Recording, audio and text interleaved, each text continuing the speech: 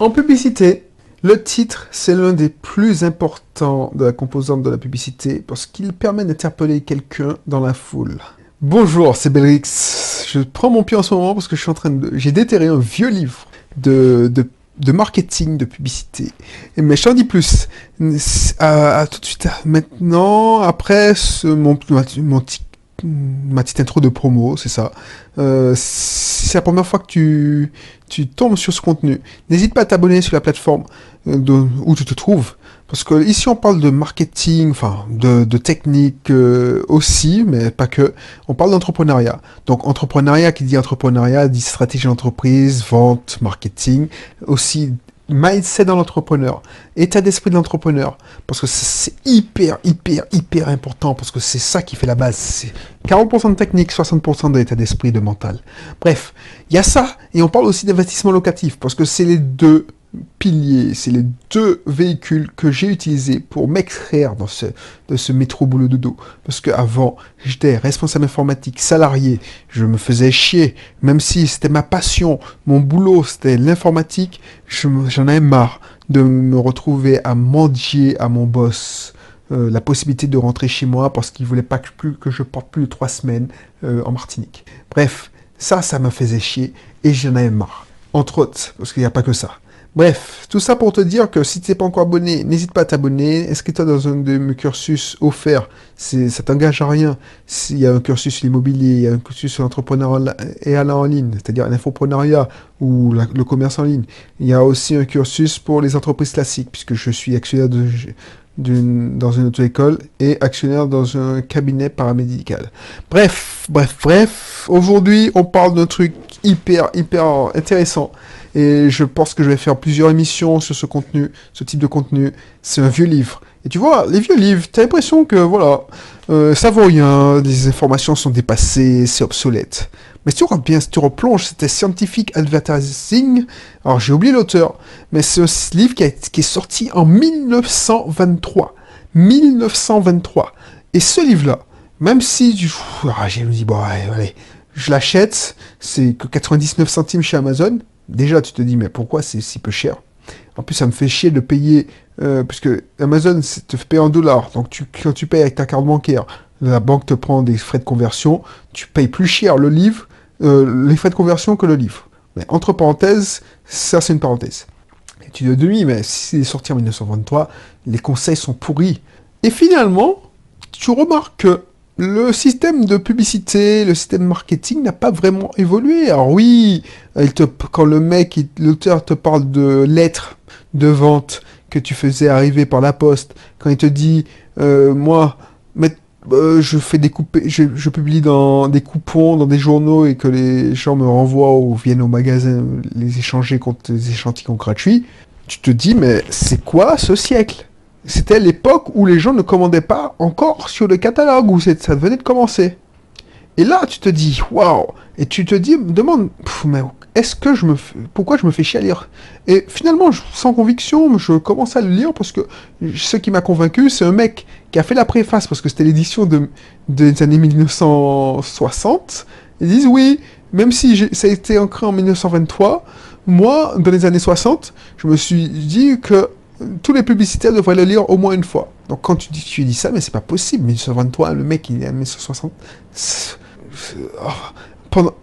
Franchement, le truc a presque, on est en 2000 quoi.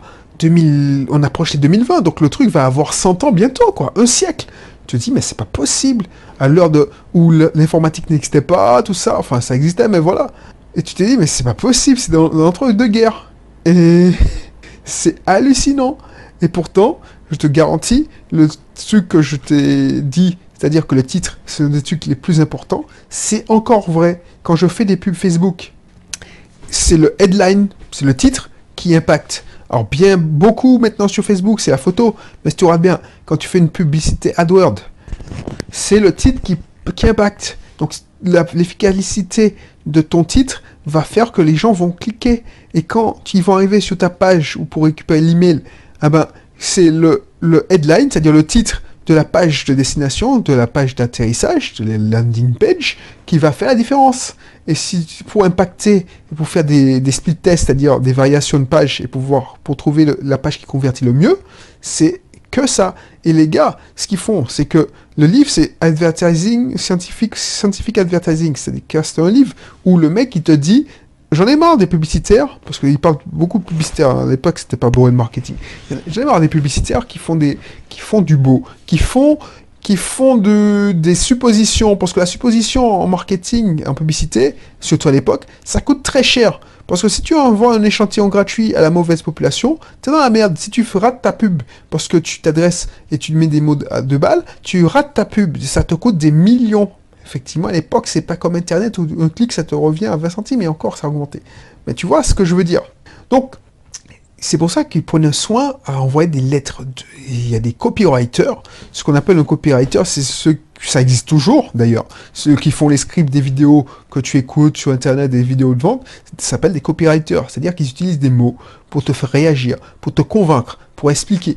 Et ça, c'était impressionnant que tu recevais des lettres et les mecs, tu vois, tout se payait. Le thème se paye, la lettre se paye. La lettre, l'imprimé, c'est-à-dire que les mecs, alors, le livre, c'est historique quand même. Les mecs, ils te disaient, ouais, pourquoi, si tu mets une photo, il faut qu'elle soit pas gratuite. C'est-à-dire que si tu fais pas une photo pour décorer, il faut que ça ait un impact, il faut que ça participe à l'histoire. Et pourquoi tu fais un tel caractère? Parce que si tu mets gros, ça te coûtera beaucoup plus cher parce que tu devras imprimer plus de pages. Tu auras moins d'impact. Donc c'est pour ça que les lettres de vente étaient un petit caractère. Bref, il y a plein de trucs à penser. Donc, mis à part ça, où c'est vraiment, on est d'accord, totalement obsolète, là où je suis d'accord et que ça reste d'actualité, c'est que le titre est un moyen d'interpeller, d'attirer l'attention. Parce que il faut pas t'adresser à une foule. Et c'est là que, effectivement, c'est pas si con de lire un livre des années 20. Parce que, t'as vu, quand ça commençait, quand la publicité à la radio a pris son ampleur, et surtout à la télé, tu balançais, c'était un broadcast, c'est-à-dire que tu balançais la pub, et effectivement, ça marche. C'est-à-dire que la pub, c'est devenu des amuseurs publics. C'est-à-dire que pour te maintenir, il devait te raconter une histoire, alors que Internet, voilà, tu peux pas zapper. Tu peux pas zapper. Autant les mecs, comme tu regardes encore aujourd'hui à la télé, à la radio, surtout à la radio, ouais, tu vas pas zapper parce que tu as des publicités, tu sais que d'ici quelques minutes c'est fini, donc tu n'écoutes plus. Voilà, tu vas rester. Quand tu suis une série, tu vas zapper, oui, tu vas zapouiller, on va dire, parce que les mecs, tu veux pas rater ton émission, surtout si c'est une série addictive. Donc tu vas voir des pubs. Donc les pubs qui t'intéressent pas, bah, tu t'en fous, tu subis. Mais là, quand tu es dans un journal, quand c'était la presse écrite, quand la publicité ne t'intéressait pas, tu passais à autre chose. C'était dans un journal, tu lisais un article. Donc si ça ne t'interpellait pas, et c'est pour ça que quand ils mettaient les pubs dans les journaux, si le headline, le titre, n'était pas impactant pour toi, c'est ça qu'ils disent. Les mecs qui n'ont rien à foutre de ta pub, ils vont pas être accrochés par ta pub. Donc si tu mets un titre, il faut parler directement aux gens qui t'intéressent. Donc le titre doit te permettre de crier « Et toi là-bas !» Toi là qui veux acheter un chapeau melon et bottes de cuir. Oh, j'ai n'importe quoi. Ben voilà, je te parle.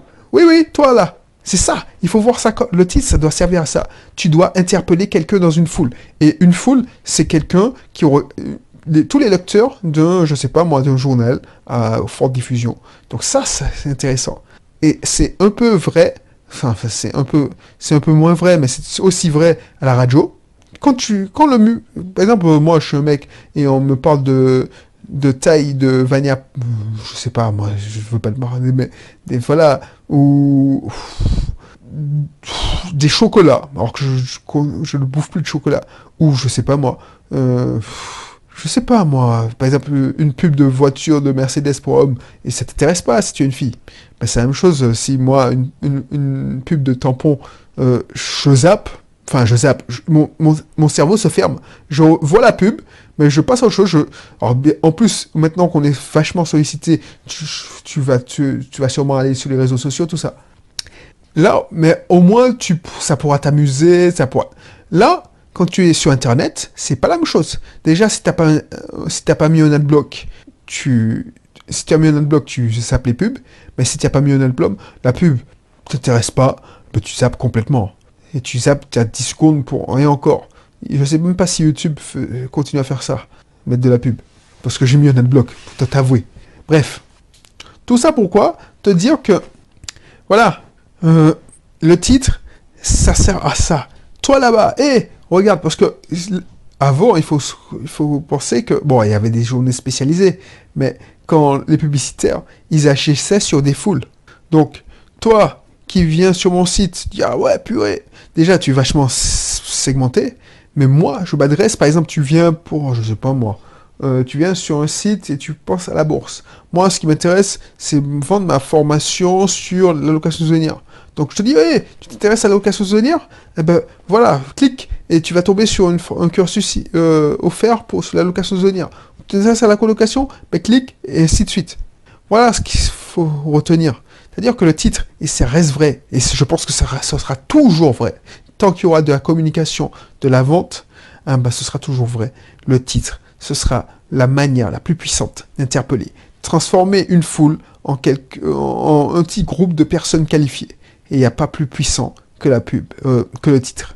Voilà. Donc n'hésite pas, si tu veux, je mettrai une formation, alors je sais pas encore, business auto ou autre chose, parce que je me rends compte que je propose à peu près que la même chose, parce que je ne connais pas trop mon catalogue. Non, j'exagère, mais j'ai des produits fétiches que j'apprécie particulièrement. Et voilà. Du coup, je te dis à la prochaine pour le contenu. Si t'es pas encore abonné, abonne-toi. Et puis je te dis bye bye, porte-toi bien d'ici là. Allez, bye bye.